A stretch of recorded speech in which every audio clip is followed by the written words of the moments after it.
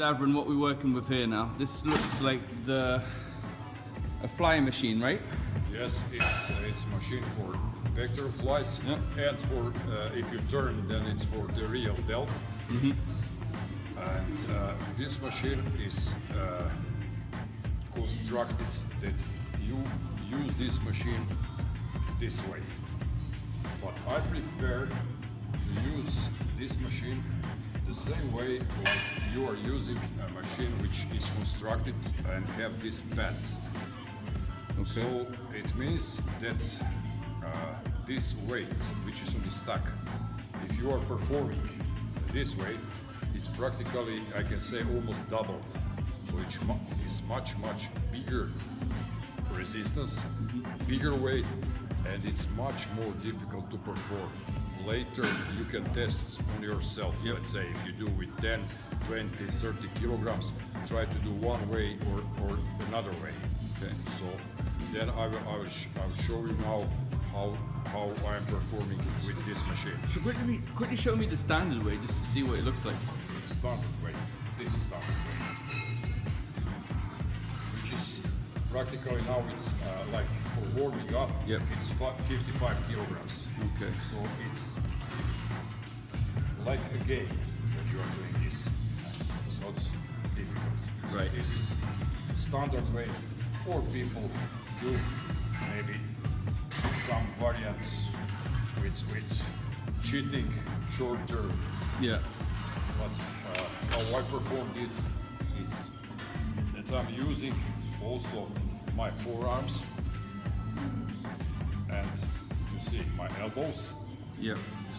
So they're resting on the handlebars, I guess. Exactly. So I am not focused to squeeze. I'm not losing power. I'm using all my power for attack the pecs. Yeah.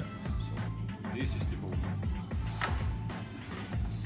And it's much more difficult than classical.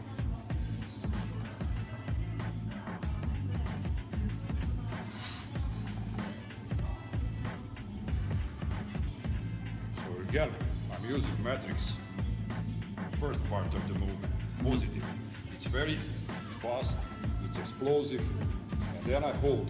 It's isometric part. When I hold, wait, and then I'm going slowly back.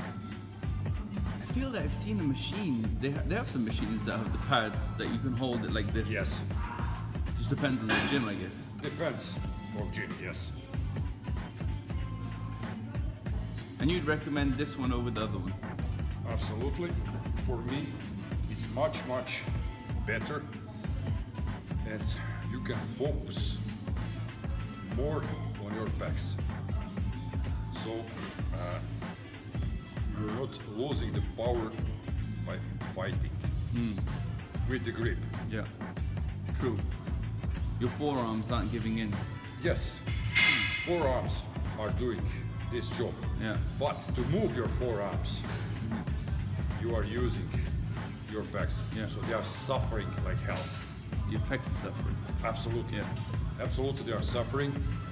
And later, as I told you, you can test and see what is the difference in working classical way and this way.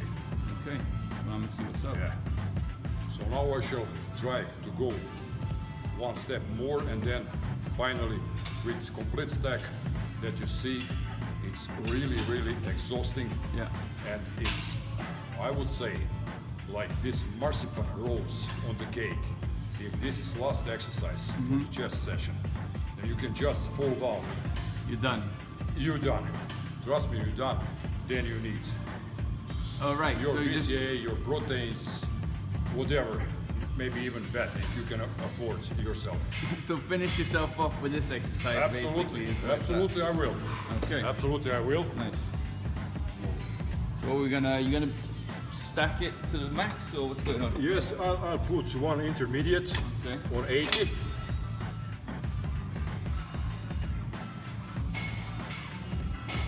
Because I'm not happy if I don't do complete stack. If I do this, then I can smile. All right. So you literally gotta break yourself to be happy. Yeah. smash yourself. Oh, okay.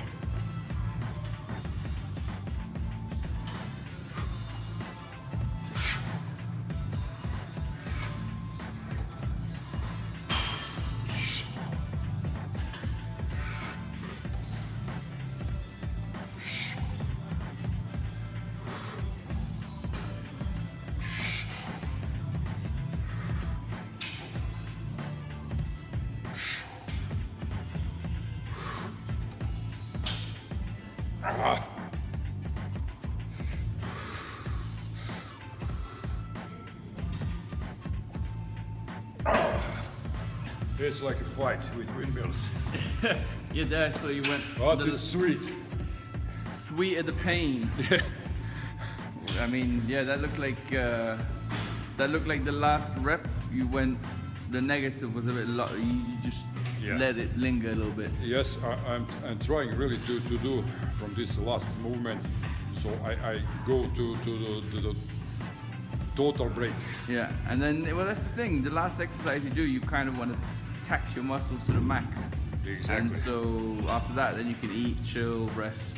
Absolutely, because more than that could be real danger, not just potential danger, but real danger for certain muscle or complete for the body. I mean, you know, you can get above the limits, but not double or triple above.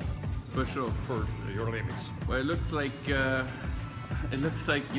veins are certainly popping out your shoulders, Davorin. So that's a sign of work. Like. Yes, it is. All right, solid. So you recommend this exercise as opposed to the standard variation? Yeah. It looks like you were in more pain. Let's put it that way. Yeah, of course. All right. I'm going to final pain. So you're gonna finish it off to the max? Yeah, I'm going to the max. So.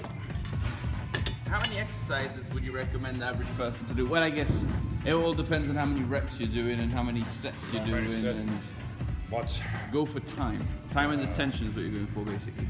I would say this is the most important, but at least combination, at least 4 exercises. Yep. So different angles.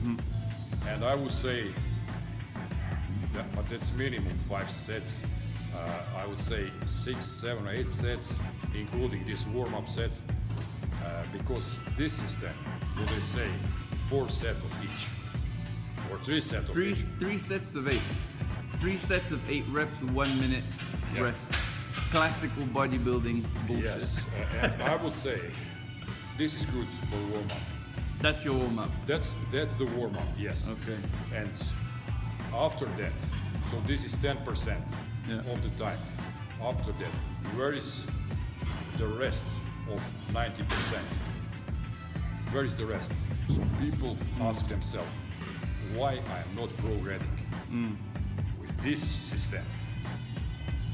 3 sets or 4, how you say? What can I do?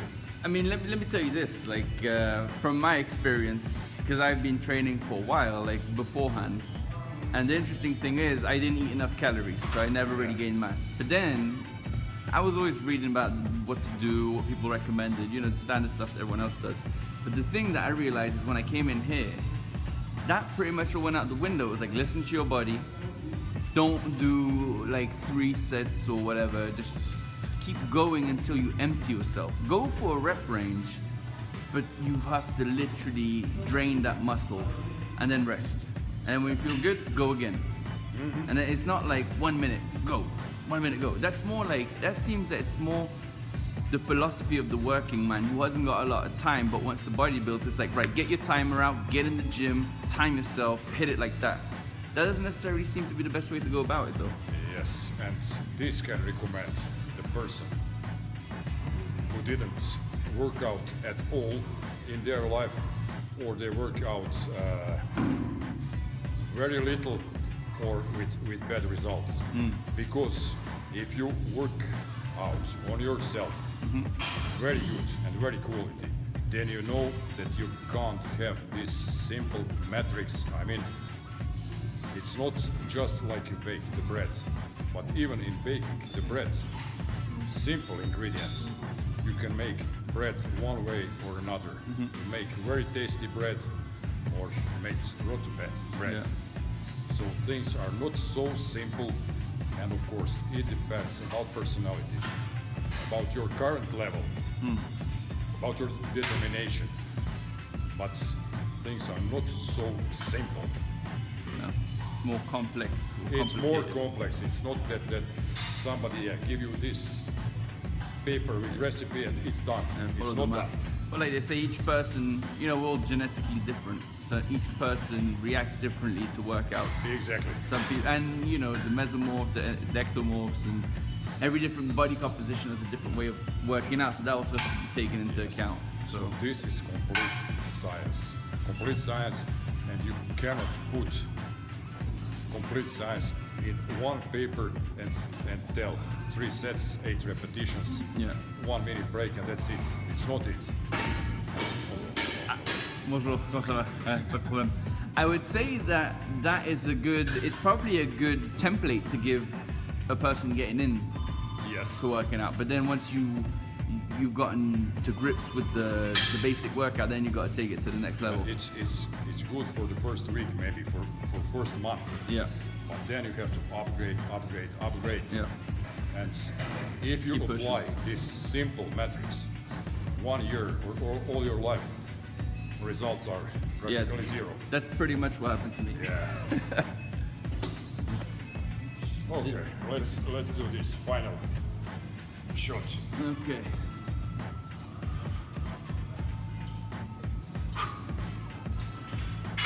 Oh.